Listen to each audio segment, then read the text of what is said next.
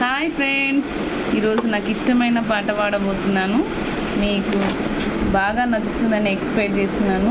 నచ్చితే లైక్ చేయండి, షేర్ చేయండి, సబ్స్క్రైబ్ చేయండి. ఓకేనా? పాడుతున్నాను. స్నేహానికన్నా